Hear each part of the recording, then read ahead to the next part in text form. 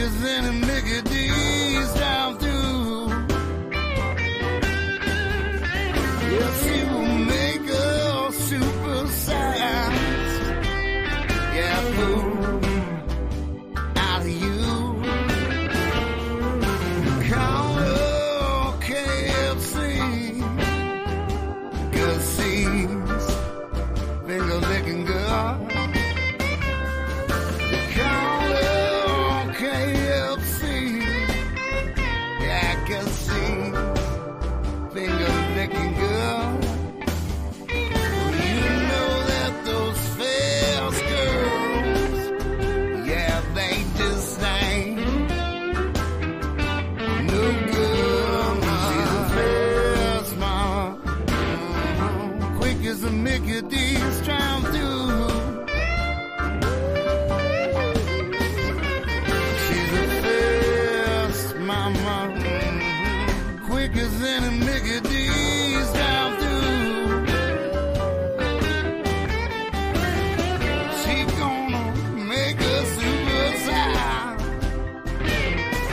Yeah, fool. Out of you.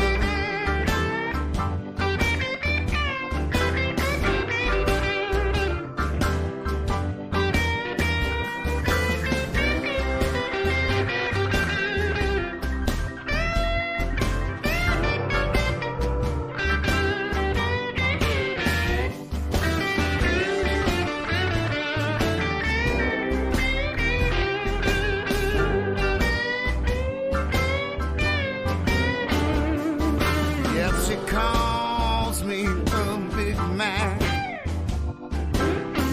and I call her my Chick-fil-A. She calls me a big man, and I call her my little Chick-fil-A. Once you've had a fast mama, fella, you know you ain't gonna be the thing. She's a fast mom, quick as a Mickey D's trying through. She's a fast mama, quick as any Mickey D's trying through. Yeah, she will make a super size. Yeah, fool out of you.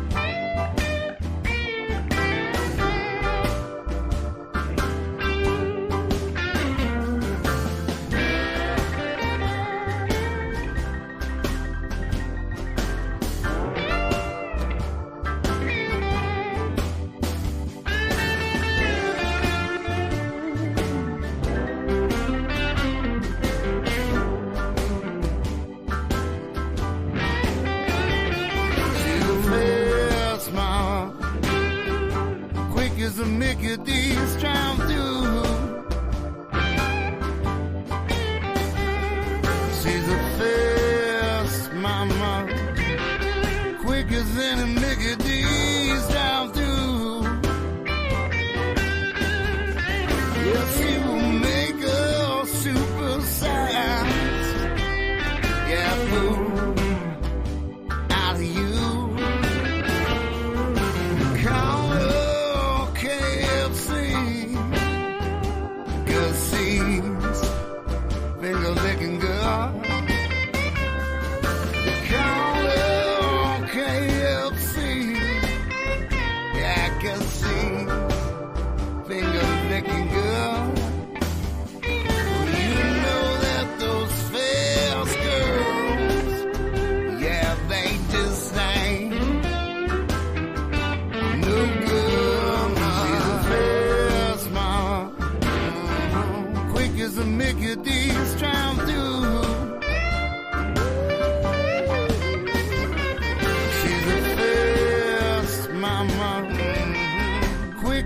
and Mickey D's drive through.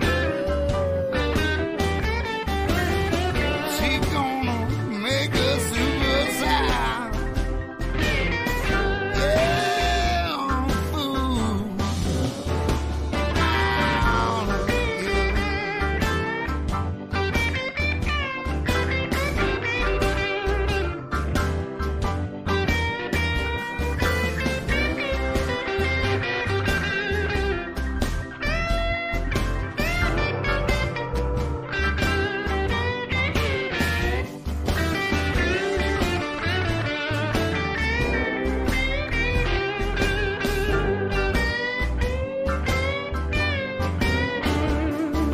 Yes, she calls me a big man,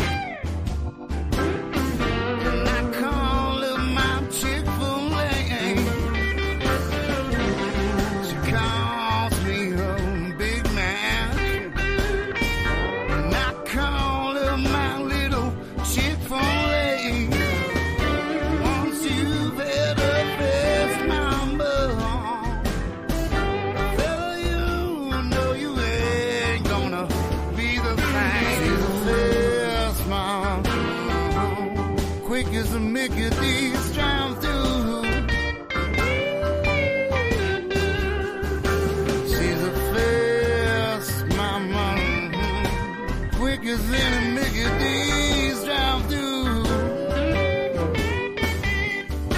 Yes, you make a super size, yeah, fool, out of you.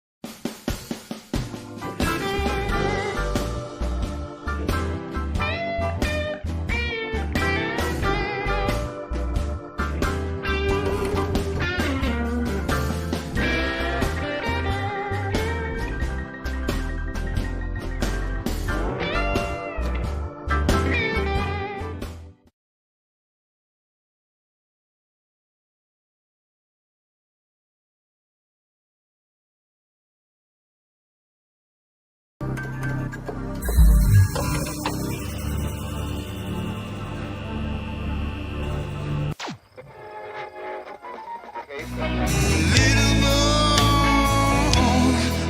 gonna cry, but I can't say goodbye. Just keep on passing by. Lonely when I dream, yeah, dream.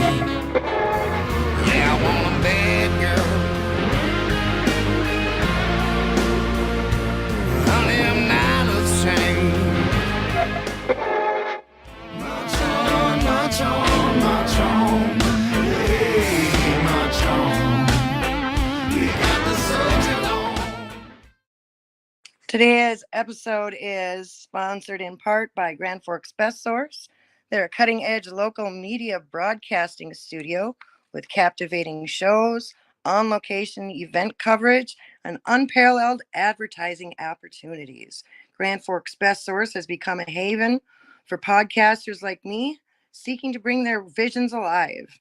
If you're a podcaster looking for studio or platform, or a local business seeking to advertise, go ahead and email Paul at local@gfbestsource.com. You can call him at 701-740-9337, or you can go to their website that's listed on your screen there, gfbestsource.com. Tell them Momma T sent you. March on, march on, march on. Hey, march on. We got the soldier on. nobody else knows who this is. This is the man who owns the building. He is a blues musician, has been for decades now. He's got 10 albums out. He's been on the charts. He's got, he also owns the Untouchable Productions studio that we film out of and record out of. This is his label. Yay. So we've got some exciting stuff coming up. Do you want to talk about your new videos? Yeah, no, we got a couple new videos out. When Robert made his deal, and also sometimes I get high, and we do have another video that's just about done. We just got to do some reshooting, but dealing from the bottom of the deck. And I never listen to Jeremy when we do these videos. I think we're going to go film at night, and it just seems to never work. But and I believe we're going to be doing a video for March on here shortly, and going to be putting out some new stuff yet this year. The 20th anniversary of Before the Storm. It should be, we're trying to get it out and finished in the masses by Christmas this year. So some stuff to look forward to. And I'm also probably going to put out another studio album. I mean, sometimes when inspiration strikes, it just better take advantage of it, because sometimes you might I might go a year without writing anything. I've just been inspired to write lately. So. And for those of you who aren't aware, the opening song, March On, is the one that he's talking about. It's off his last album, Dealing from the Bottom of the Deck. Those are the videos that they're working on right now. He just got, like he said, 2 videos out so far. March On, the opening song to our show. This album is, do you remember what number it is? I believe it's like 20. It's 20 something. Like the last couple of weeks, it's kind of cool. Like some of these charts that have been coming out. I've been seeing one of my favorite bands, the Kenny Wayne Shepherd band. He's been trailing like on the blues charts, eating my dust, I guess, if you want to call it that. But I think I'd go too long. But also the international charts, I believe it's like 22 or something like that. A lot of European airplay, and just people playing the album or just playing the last 3 albums, really, and really grateful for that, and hope to keep it rolling. Just gonna keep putting out new stuff. So, little Bobby, how did you get your start in music? Oh boy, here we go. Everybody knows I was just born into it. My dad played, and my grandpa played, and send some prayers out to my grandpa, who just recently had a heart attack a few days ago. Of course, most of y'all know my dad's already passed here. It's coming up on 5 years already. I can't believe that. But yeah, just born into it and just keep doing it. It's something I enjoy, something I love, and just got to keep rolling. So what kind of big names and celebrities have you played with? Everybody. We'd be here all day, I think. Well, we do have a half hour. Come on. Well, mostly, everybody. I mean, I've just done a lot of blues festivals across the country and also in Europe. So I shared the bill with like Buddy Guy, of course, Kenny Wayne Shepherd, Johnny Winters, Foghat, George Thorogood. Pretty much all the blues suspects since I've been playing music, pretty much everybody. And to answer this question, is probably the only blues guy I never did get to meet since I've been, in this about 3 decades now, was B.B. King. I wish I would have, it's one regret I have. I wish I would have tried to meet him, but we did get to go to his gravesite here, I believe it was a year ago already. Yeah. Other than that, have you ever been overseas? Oh, yeah. I know it. But with who? Where did you play? I know that. I've toured with Nora Jean Russo for about 3 or 4 years, and that was a blessing also. I mean, being able to go to a lot of large festivals. I mean, we played in front of thousands of people. I mean, it's just amazing. I remember the first time I played the Chicago Blues Festival, which was 2010. And Chicago is the Blues Festival in Chicago is one of the largest festivals. Attendance wise, you're looking 600,000 to over 1 million people. So first time I played there on Facebook, I had 3,700 friend requests the next day. What is the biggest challenge, do you think, as a blues artist? Just getting out there. Any artist nowadays, I mean, it's not like it used to, where we sell. I mean, I still sell CDs and things, but it's not like they're flying out the door anymore. Everybody's, and they went to download, and now it's pretty much streaming, which hurts a lot of musicians out there. So, I mean, if you guys are out seeing live music, they have merchandise, even if you don't even own a CD player, just try and buy stuff. I mean, because streaming, you don't get just fractional pennies, if hardly anything, even like those little YouTube ads that are annoying that go by. I mean, artists is not getting like it used to be. I mean, it's really difficult to turn a dollar just as a musician. I think it's just everywhere. And our economy is, inflation has gone crazy. So people are going out to see live music, and there's less live music being hyped, as far as bands. Even when I was growing up in the 80s, it was like, seemed like there was a band on every street corner, on every block in my hometown. And now there's, maybe one or two, or, you know what I mean? So it's a tough racket, man. I mean, you just gotta, if you're going to play the blues and you're looking to get rich, that's not really what it's all about. And now getting older, more the touring and going out and playing, it's more visiting friends and more about the people more than anything, I think. And it's just seeing what you can come up and create and, maybe move somebody or make a difference. Where's your favorite place to play? Well, one of my favorite areas, I love the Mississippi Delta because, obviously it's the home of the blues and things like that. So, I love that area. But it's hard to pinpoint a club. I mean, there's a lot of them out there. And as soon as I say I like this place better than any other place, I'm sure I'm going to get some hate mail for that. Well, maybe just a specific area. I love the Quad Cities like Moline, Davenport.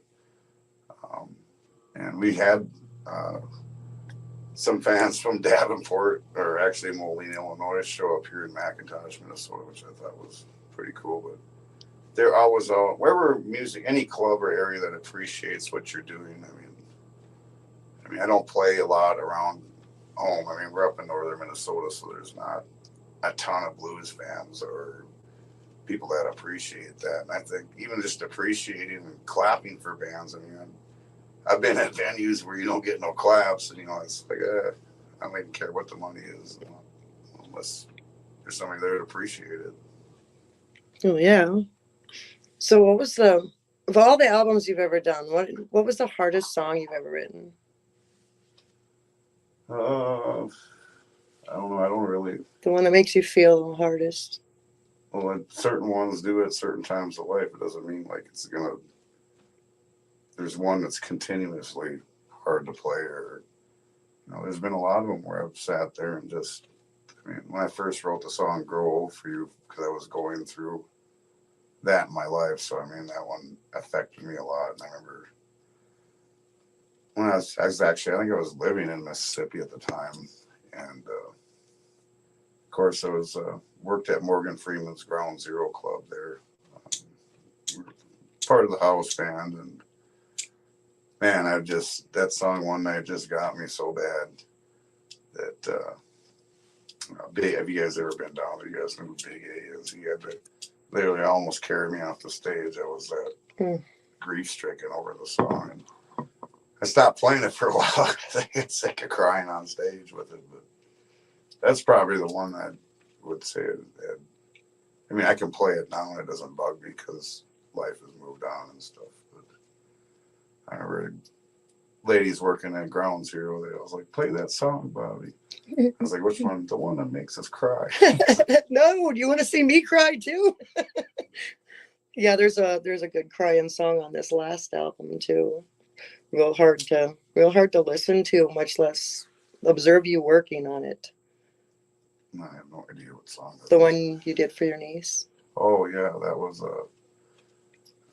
Set You Free, which you know, my niece Kelly passed away from complications of cancer and stuff. So it's, I'm sad about that, but the saddest part about that is just seeing how much it devastated my brother to see his, you know, his daughter die. And I was just, would never wish that on anybody. So it was, lyrically, it just fell out my mouth. It's, a lot of my songs, again, I'm getting to that point where I'm really honest with everything I'm writing about. I don't have a problem with being vulnerable with something that's deep or anything. I mean, it's probably why the songs are getting better and better. It's just, you know, anything you do, you keep putting time and effort into it. It's like a song I just wrote 2 days ago. It just kind of fell out of the sky. Just blessed by God with that ability sometimes. And kind of how it started, I had a riff going.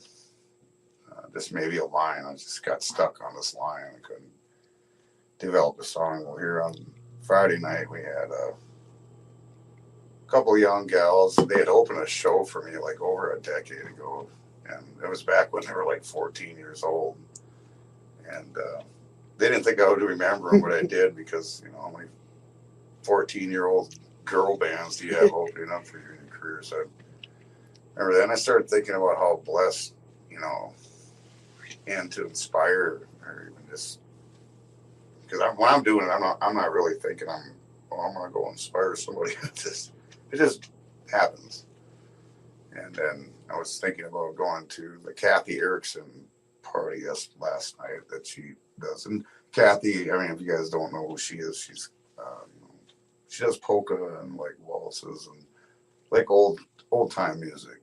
And I was thinking about her and how blessed, you know, I've been to be a part of her life. Because even 25, 30 years ago when I was first starting, I had no idea what I was doing. And she was just one of those elder statespeople in music in my area that you're doing great, you know, always was encouraging. So kind of developed all that into this song, and it's I think it's a really good one. And you guys might be lucky enough I might play a little bit of it today. Or that what you all think. Yeah. We've got like 12 minutes left. You got time to sing a couple of them. There's one you posted on Facebook too. Oh yeah. Get this guy famous. You got a guy, Lonnie, lives in a car outside our bar. Just saying it rhymes. It's just like you can't help. And we were joking around with him one night, and then I just keep playing it all the time. And it's kind of funny, you know, throwing it up at gigs where, you know, by the second chorus you got people sing along with you. And it's a cute song. I don't know what you want to call it, but yeah, it's a funny, hilarious lyrics, but it's actually really sad. I just got a comment from Shane. I enjoyed your recent song about Lonnie living in his car, and thanks for being the first customer to hire the acoustics duo. Oh yeah. And Lonnie has been messaging. That's why I brought it up, because he messaged me like a half hour ago, and I said, I'm in the middle of doing my show. Like, be quiet, right? And he's been messaging me every 5 minutes ever since. Yeah, I forget what the guy's name is. It's like the Minnesota History Channel. Neil Bond. And they're doing something. I'm going to record the song, actually. It's actually going to raise money and awareness of homelessness in Minnesota. And he's going to be doing some good stuff with that. So there's going to be some good that comes out of it. And there's another thing he's working on too. I forget, it's something like Legend, Heroes, and Icons or something that he wants you to be part of that too. It's a several part series. Right on. So that's going to be fun too. There's always so much going on. I try to explain to people that, you know, Like, why did you change your numbers? Well, you know, there's so much going on. I've had so much on my plate that I got to start worrying about the important things and giving up too much of my time. And sometimes, you know, most of the time it's appreciated. Some of it's done in vain, and you know, you won't get no more of my time. You know what I mean? But you know, we're doing a bar. We got a radio show, a podcast. I mean, trying to promote music. And, yeah, we have a newsletter, and then you know what comes along with a lot of this. You know, I would call it success or whatever you want to call it. You know, you got a lot of people that want something from you. So I mean, you do constant interviews, and it's very mentally exhausting. And then you know, just because you know you might be on music charts and getting worldwide notoriety. You know, sometimes it's a lot of pressure. I mean, people put you on a pedestal and you have to sit and try and act that part or whatever, which I don't do that. You guys, everybody knows me. I'm the same if you find me at home or, you know, 1,000 miles from home. I'm the same guy. I don't pretend or do any of that kind of stuff. The real stuff, not the fake stuff. I mean, speaking of which, what's that? Where's your guitar? I thought you were going to play part of that. Come and get a taste of Korea at Grand Forks' newest dining sensation, Soul Kitchen in the Grand Cities Mall. Dine in or take out handcrafted dishes featuring astonishing and unique flavors with just the right levels of spiciness to suit all tastes. At Soul Kitchen, each meal is custom made to your order by superb soul-trained chefs. Open for dinner Tuesday through Friday from 4:30 to 8, Saturdays from 11 a.m. to 8 p.m., and Sundays 11 to 6, and closed Mondays. Discover what's been missing from your dining adventures with consistent 5-star reviews from satisfied customers.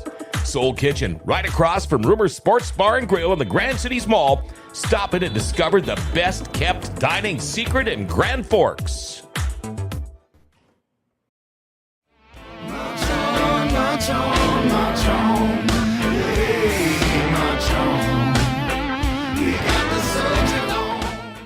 Hello. How are you doing today, sweetie? I haven't seen you in forever. I know. How are you? So good to see you.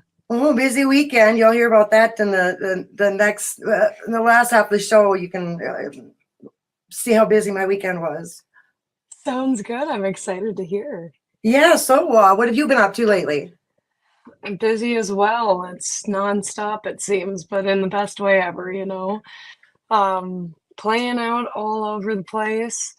I clean houses in between, and that takes up all my extra time as well. And we're building a house this year too. So it's all sorts of stuff going on. Yeah. So for people who are not familiar with you and your work, what is the band you're currently with? Yeah, so it's Lydia Rose and the Bad Decisions, and we play a little bit of everything, but we're kind of moving into the original side of the world, so it's really exciting. Really? Are you writing? Yeah. Oh yeah, I've been writing. So we've just been piecing the music side of it together, so that way I have a backing band to play my stuff. So in February we debuted kind of like what the album will be when I get it finalized and recorded, but that's yet to come. So that's a work in progress. Exciting. I'm so excited for you. How many tracks you have on it? So I have like 35 written and ready to go that you know, they could be played out, but I think we're going to do 17, record 17, and then maybe it most likely will be less than that get, you know, master mixed and put out, but I'll have 17 that we're actually going to choose from. So. And what kind of genre is it? That's the crazy thing, is I'm a little bit of everything. I write just naturally bluesy country feel, but I definitely have a few rock songs in there and everything in between. I don't know. We have a saxophone player and a keyboard player that come along with us sometimes now. So that changes the whole sound and feel of things, you know? Oh, fun. Yeah, I just love Yeah. the saxophone in especially in blues songs. Oh, I know. Just makes you want to cry. I know. For anybody who doesn't know, Lydia actually first was debuted on Little Bobby's album God Made Me Blue. She sang God Made Me Blue, and she sang my greatest My favorite mistake. My favorite mistake. That's what. Yep. Yeah, So, it was so much fun, and I'm glad that I got that experience. It's totally shaped and helped me grow as a musician, and I need to get back up there. We have been just so busy, and with a house being built in the mix, it's like the craziest ride I've ever been on this year so far. But yesterday was my 25th birthday, so I'm like, I gotta prioritize these days. Whole quarter century. Guess what? I know, but next month I'm gonna be twice your age. Nuh-uh. Nuh-uh. There's no way you're at that age. Yes, yes, you can say it.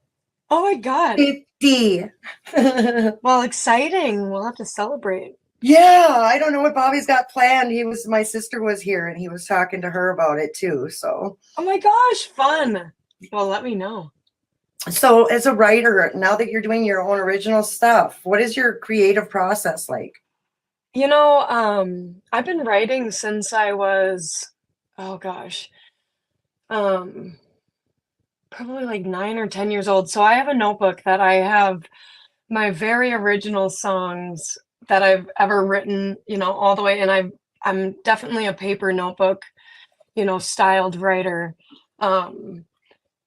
Bobby actually got me this super cool notebook that I wish I would have prepared and grabbed out, but I also keep that as my most treasured, kind of like my finalized songs get written in that. But anyways, back to my process. So I've been writing for a long time, and most of the time I haven't had instruments or anything as I'm writing. I'm writing like the most random Tuesday morning at 9 o'clock in the morning. I have this epiphany, and I either have a full song come to me or a really distinct line of a song that I just kind of base off of. A lot of the times I go to my dad and I'm like, okay, so I got this. What do we do with it? Give me something. And then I kind of tweak what he's playing.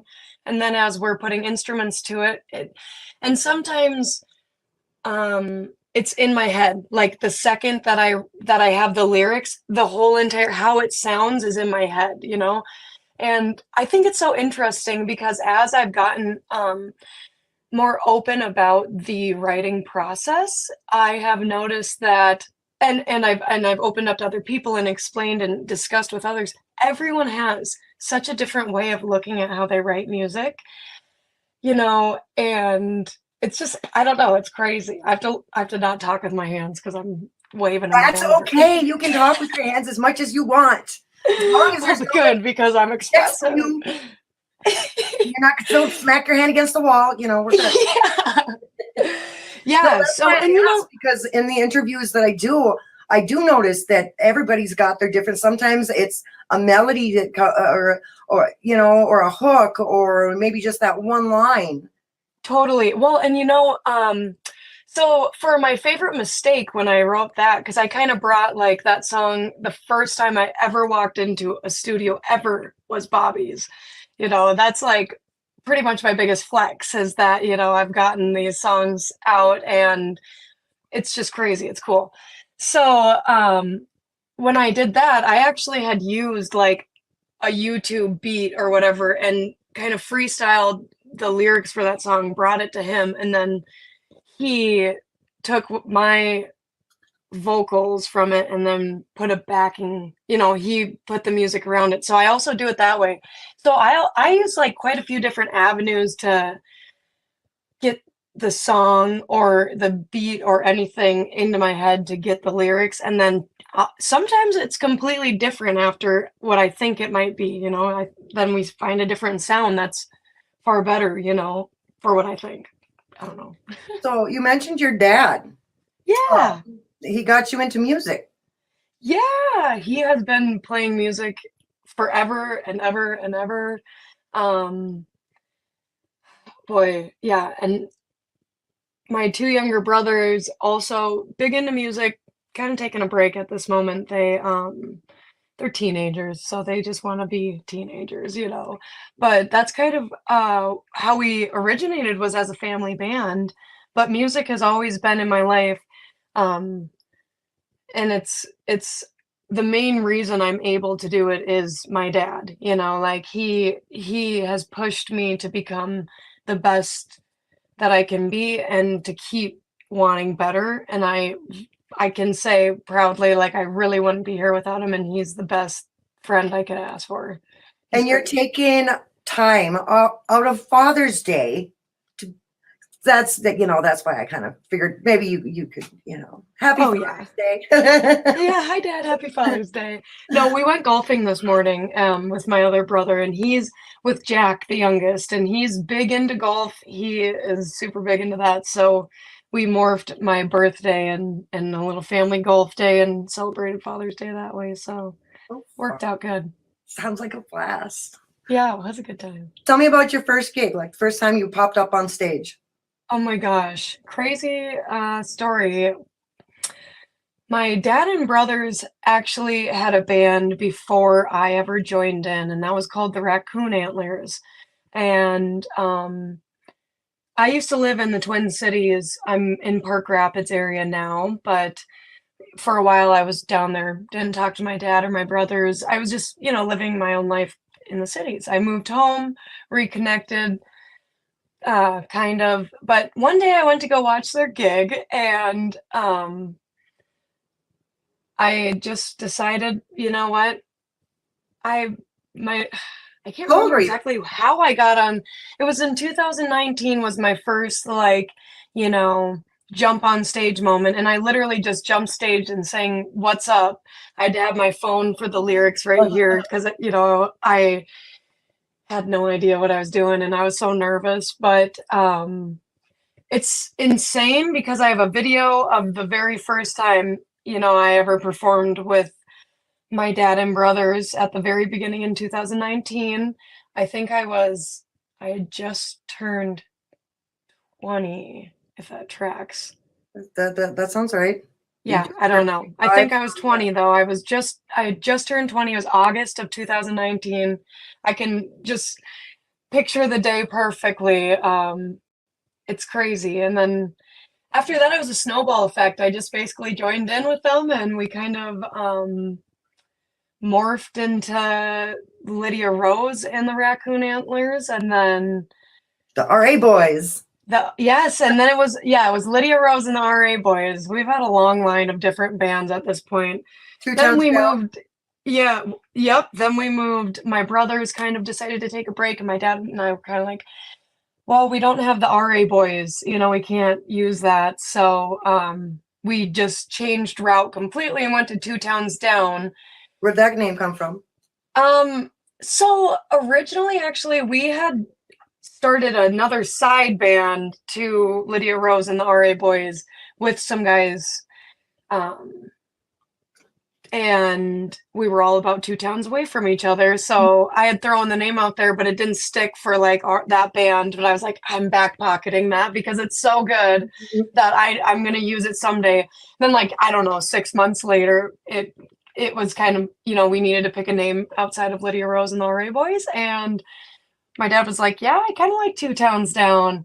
And that was our duo band, which we stuck with that for, boy, I don't know, a year and a half. But then our bass player joined us, Kyle, and we decided we would go with kind of pushing my name, Lydia Rose, since I am going to be pursuing this, for sure for a long time. So I wanted. And you're the lead singer. I mean. Yeah. Yep. And so the band is the Bad Decisions, and that kind of came up because when we were trying to think of a name, the drummer that I have, Tim, he said, "Oh man, something about a bad decision." I was like, "That's perfect. You guys are my bad decisions."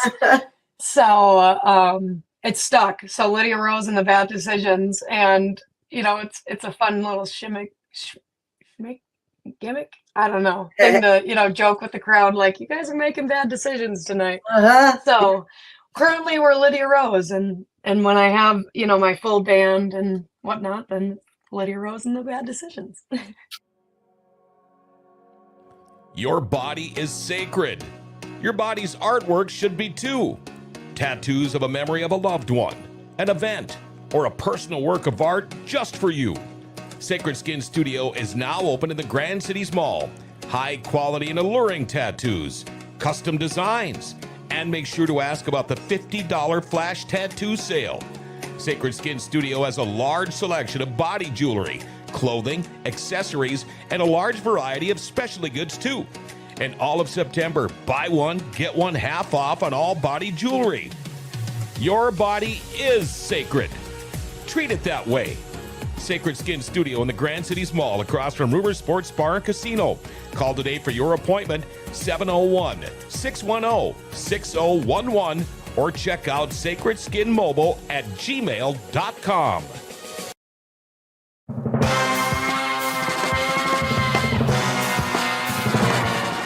You don't get this stuff from Howard Stern Show. You don't get this stuff from anything but Renegade Radio.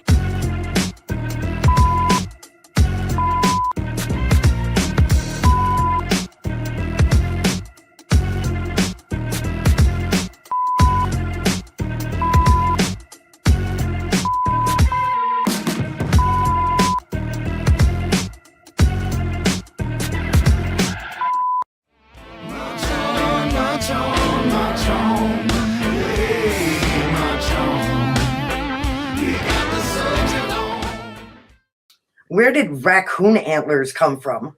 Oh my gosh, that is when you have a 6 and an 8-year-old, or a 5 and a 7-year-old, however old my brothers were. You let them pick a band name. That's what 2 kids pick, I guess. And my dad just rolled with it.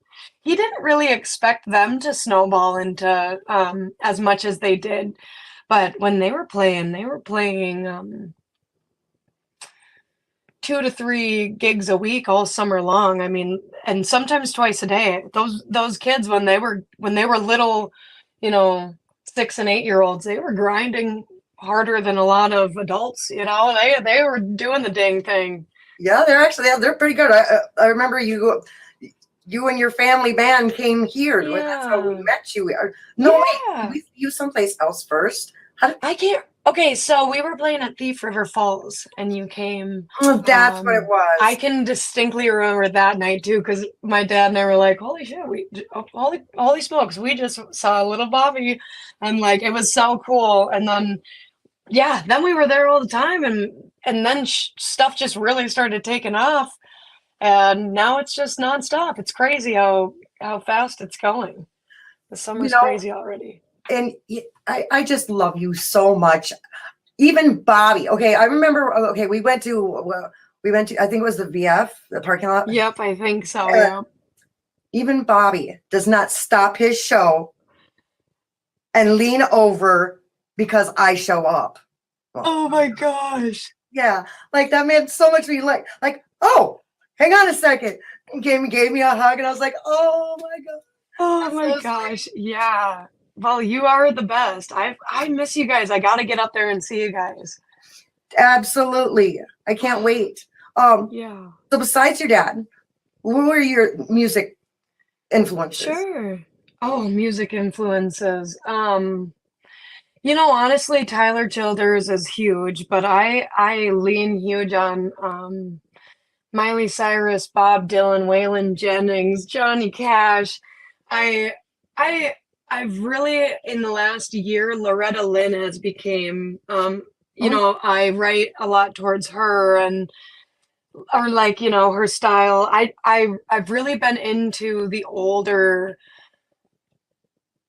don't take this the wrong way to anything, but true country, you know what I mean? Like, I've really been digging into that in the last year. It's kind of crazy. But I do love Tyler Childers. Zach Bryan, I take his inspiration too, because he writes some good songs, and I I was actually supposed to be in Colorado this weekend, and going to his concert, but since we bought the house, it just became too much. So yeah, I like the older country. I could really not name any current country band, or somebody tells me, oh, they're this band, and like I couldn't name anything. So I don't take that the wrong way for sure.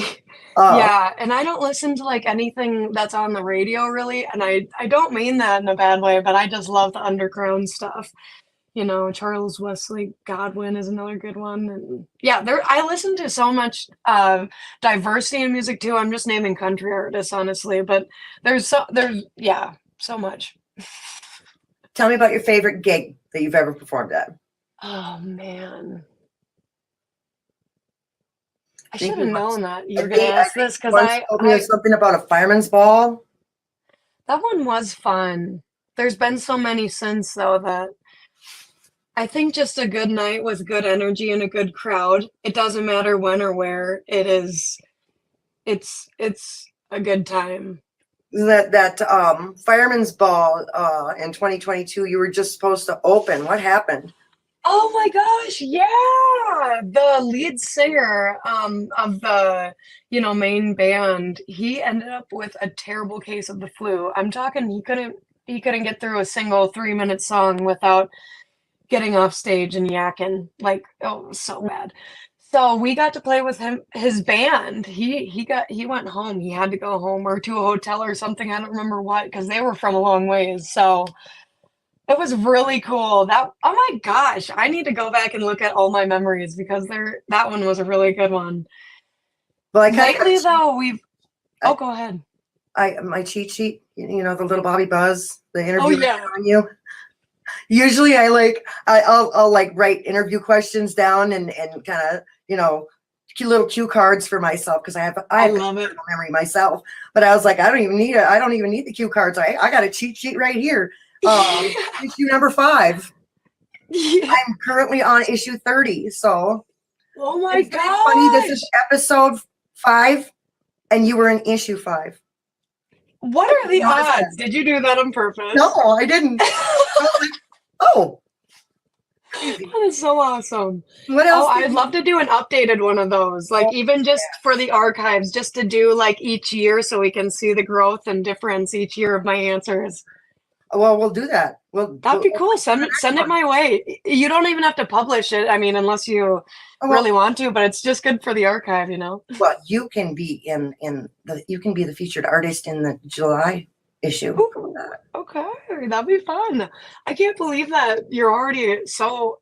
I mean, it has been so long. Things have changed, so it'd be fun to do a new one of those. Yes. What else was I going to ask you? I was going to ask you something. Oh, what do you think people would be surprised to know about you? I'm really turned into an introvert, and I put on a very good stage presence, but most of the time when I'm like off time, I'm very quiet nowadays and reserved, and I'm not really like, I don't go out and about, and that's something you wouldn't think about me because in the past, I used to be the most social butterfly ever. But well, I think part of that might be alcohol too. That's true. I quit drinking. I'll have a drink now and then, but I quit drinking. I like to say it that way because I went from hitting it pretty hard. I mean, totally. Whatever. I was drinking a lot, but I think between you and your dad, I think you'd kill a bottle of Tito's easily, and it didn't really do much until it really hit us. But it's not only affected my mental health and my attitude towards life and everything mentally. It's physically affected me in the best way possible, and my singing has changed so much. I mean, I used to blow my voice every week when I was young though, you know, I was freshly 21 and I was freshly 20 when I started singing, but 21 when we were really starting to get into the bar scene. So of course I'm gonna hit it hard. But you know, by 24, I was starting to figure out like, oh, if I don't drink and heavy, And then I'm getting through my gigs better. So it's ended up being like the best thing ever for me. And then my dad ended up he quit drinking as well. And my bass player, he celebrated 10 years of sorry, I've got a hair on my bass player celebrated 10 years of sobriety in March. And then my drummer is a year and a month sober. So we have a sober band. It's crazy. It's honestly, it's really fun. It's made gigging so different because we are so connected with the soul of music being the main thing and not just, you know, a bunch of having a good time and craziness. Yeah, we're having a better time because we're so in it together. I don't know. It's really, oh boy, it's changed everything for us. I think it was so needed, and I'm really hoping this year can be a life changer for me. I'm really hoping the year of 25. I basically counted yesterday as my new year. I turned 25. I'm like, this is my quarter century. I need to start fresh like today and really start pushing my music and work hard. So I need to get my stuff recorded so that way I could get it out. So where are you doing that at? My dad changed, he had a garage that we totally transformed into a music studio. The problem is, and we have Logic and we've been recording, we don't know how to mix. And it's really hard to learn that when we're like constantly. I might be able to hook you up with somebody. I honestly, okay, so I didn't realize Bobby changed his number. So that's why when I was texting him, yeah. So I have to give him a text now that I have his number because obviously I didn't have the right one. So that makes sense. But yeah, that's ultimately I was going to ask him, like, I need help. I have all these tracks laid and I don't know what the heck I'm doing and I need someone to sit down and teach me. So that's my rant. Sorry. Well, that's okay. I think he's probably watching right now. Hi, Bobby. This is like I one miss of the only podcasts he actually watches. Oh my gosh, I love it. I know. So sweet. Well, probably because I plug the bar and his music and, you know, talk about him all the time, like I'm in love with him or something, you know. What? I would have never guessed. He's kind of cool. Two lovebirds. He's pretty cool. So did you replace? So back to the not drinking. So we did make a rule: no drinking while bartending. Okay. It doesn't look classy, you know. It looks more professional, and people don't like to see a drunk bartender, you know. And so I'm just saying, it's harder for me to deal with drunk people when I'm sober. And it's hard for me to have the patience and be the social butterfly. Yes, and I think that's why I've totally become an introvert. I agree completely because, you know, it's hard to manifest or get that or fester up that party energy when you're not taking shots and doing the partying. You have to just get into your music and, you know, so much more. And with bartending, you just have to fake it till you make it. I don't know how you do it. Customer service face. Yes, the smile that hurts by the end of the night. You're like, oh. I'm really smiling on the inside too, because you know I always had that. Sweet. I always completely lost my train of thought. No worries. I totally know how it goes.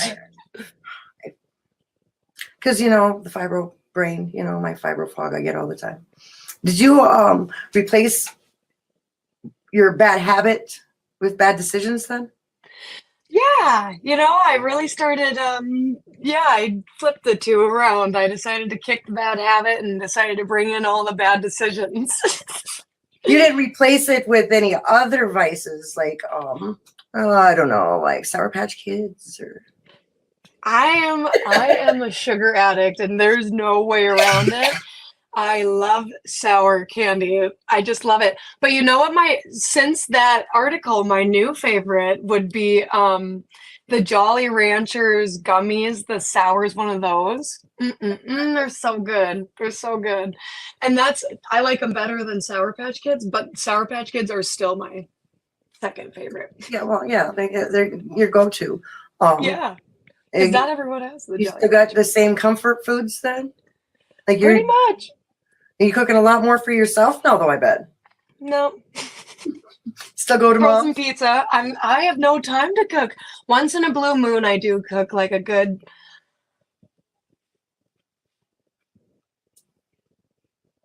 I don't know, maybe like some meat. I'll grill some meat. I'm not good at cooking. My boyfriend is not in for a treat with that. He's much better at the meals than me. Luckily, I do have him on my side now, and yeah. But my mom still feeds me quite a bit. I can't even lie. What's your favorite foods of hers? Oh, tater tot hot dish. But I also love her spicy Thai noodles are my favorite. They have been my favorite forever, and I think they'll probably always be my favorite. You're going to have to bring some of that because I've never had that before. Okay. Sounds good. I will. I remind me before I come up because I'm going to be coming up. I have to come visit you guys sometime. So I would love that. Do you have any gigs coming up? Tons and tons. Next weekend, we're at private parties, actually. Weekend after that, though, we are Thursday night, we're at Walker Bay Live, which is Walker, Minnesota's, you know how Bemidji does their Thursday night or Tuesday night or whatever night of the week music someplace. Walker does music. Well, anyways, we're doing that. It's at the Walker Park. And then Saturday we'll be in Akeley at the Paul Bunyan Days.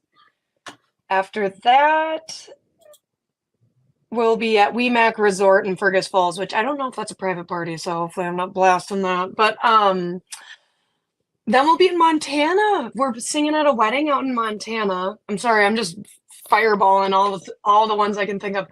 And we have many more. I need to get my schedule pushed out on Facebook, but lots coming up. And I've kind of decided my 25th year of life is I'm going to start pursuing music, pushing it a lot more full time and cut back my cleaning because I can clean any day, anytime, but I'm only getting older and I got to get this music, out. And you know what? You're so good at music, you'll be able to just hire a housekeeper. That's the goal. Come on. Yeah, that's the goal. Right. Yeah. We do have I forgot to click on I've got a little comment section here and I forgot to click yeah. Tony says hi. Hello, Hi. sweetheart. This is Mad Dog. He's Mad Dog.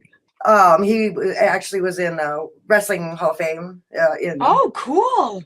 Yeah. He was a big time wrestler back in the day. So, That's awesome. Hello, Momma T. Love you too. Tony, you got any questions for Lydia before I have to let her go? What is the name of her band? I would like to look them up and listen to her later. Sure. So, if you go on to YouTube, it's Lydia Rose Band, LYDIA ROSE band. And I don't exactly know like how far it comes up on the list, but you'll see that it's just some videos of me on stage. That's from the Armory show that we did. That was like good originals. But our Facebook is Lydia Rose, and that has a lot of information, videos, whatnot on it. We do have a TikTok, that's Lydia Rose Band as well, and Instagram, but I need to get better about using that.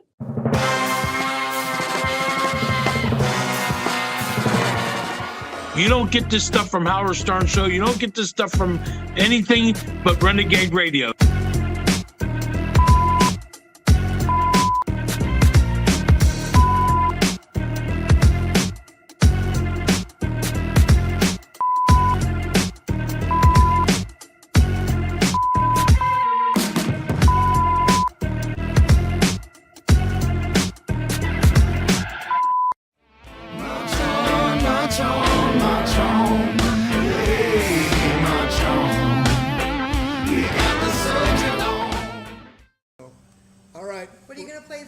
introduce the song. Well, quite a few years ago, I got a harmonizer.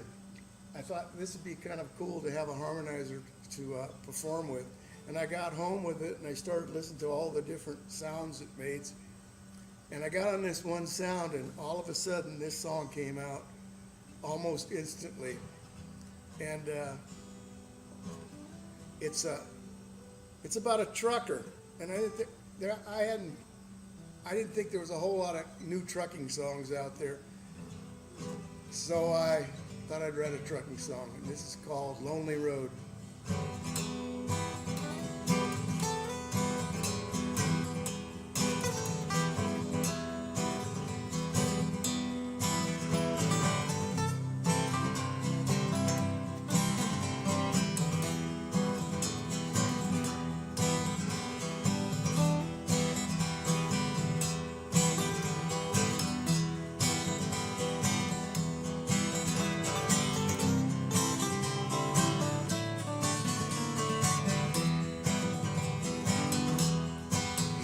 A third generation trucker.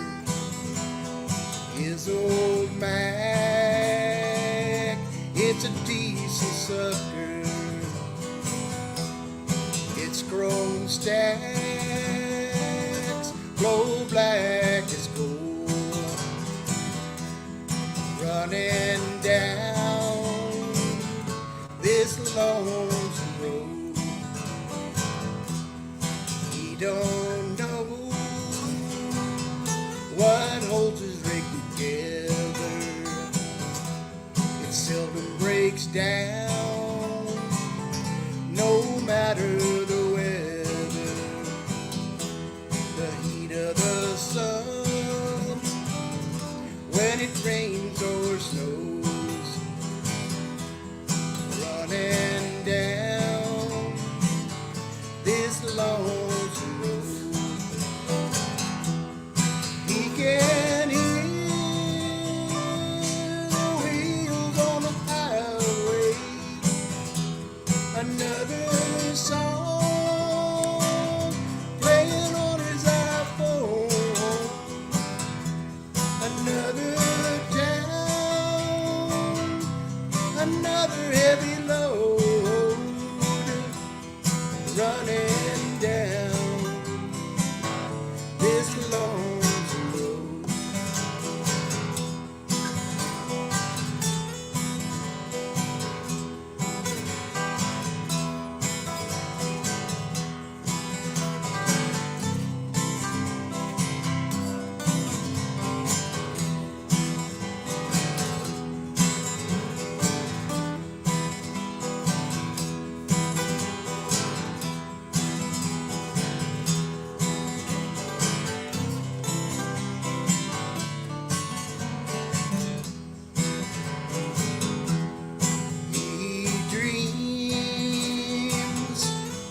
Being with his family, his lovely wife, and his kids at home.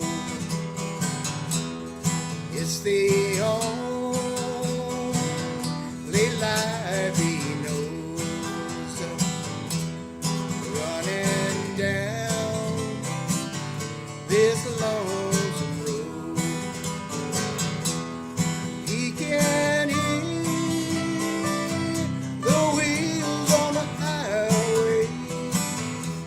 another song playing on the radio. Another time.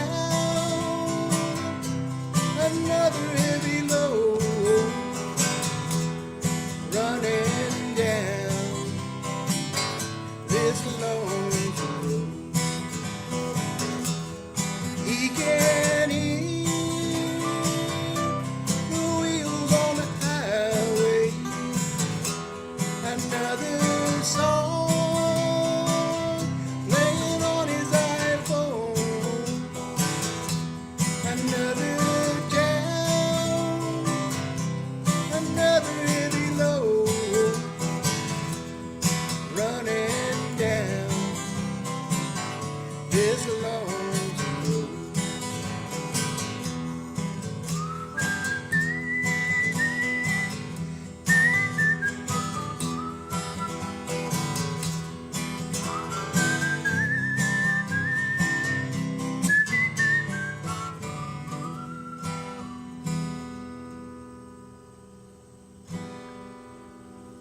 That was awesome. You got another one? Yep, this is Rod, my cousin. Bondi.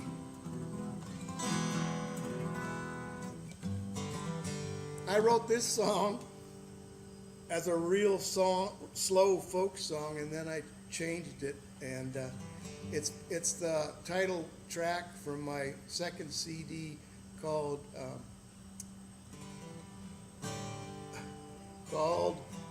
Why Does It Go Blank? I'll think of it here.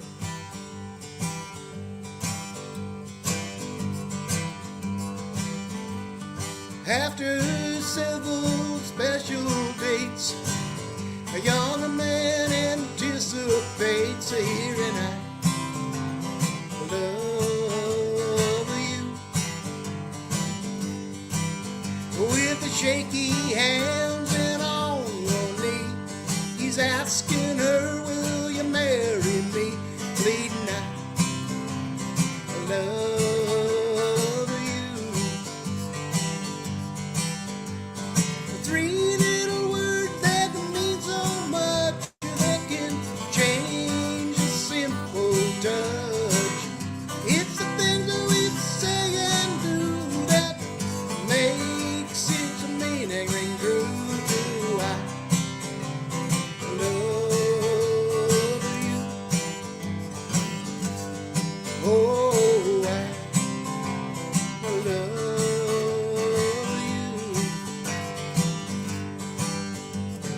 Hours of making a wedding plans, picking out the right wedding band that says I love you.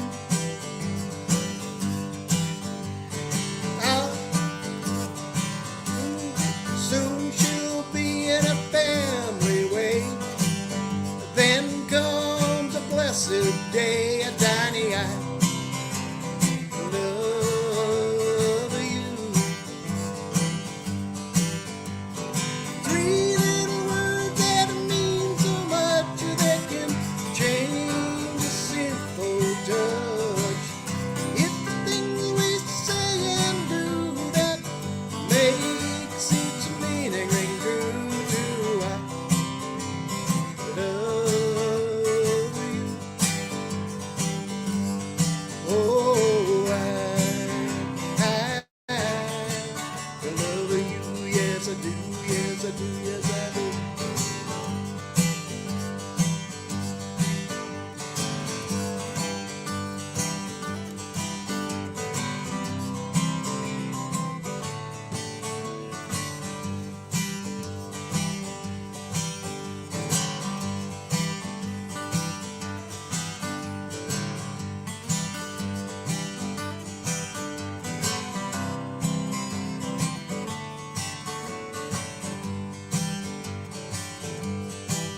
Well, then it's Daddy, will you play with me?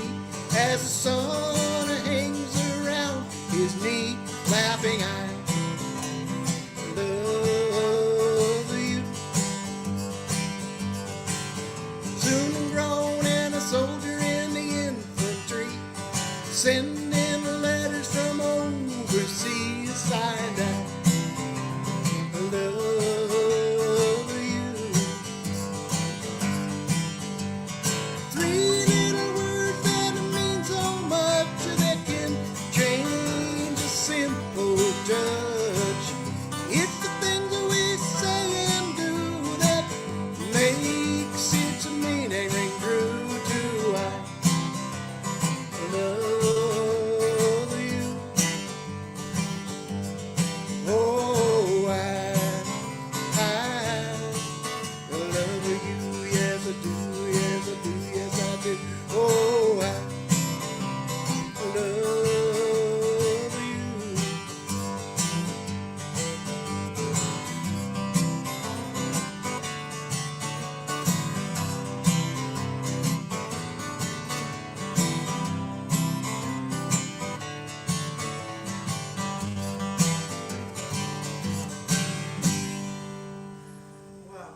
Today's episode is sponsored in part by Grand Forks Best Source. They're a cutting-edge local media broadcasting studio with captivating shows, on-location event coverage, and unparalleled advertising opportunities. Grand Forks Best Source has become a haven for podcasters like me seeking to bring their visions alive. If you're a podcaster looking for studio or platform, or a local business seeking to advertise, go ahead and email Paul at local@gfbestsource.com. You can call him at 701-740-9337, or you can go to their website that's listed on your screen there, gfbestsource.com. Tell them Momma T sent you. Yeah, I want a bad girl.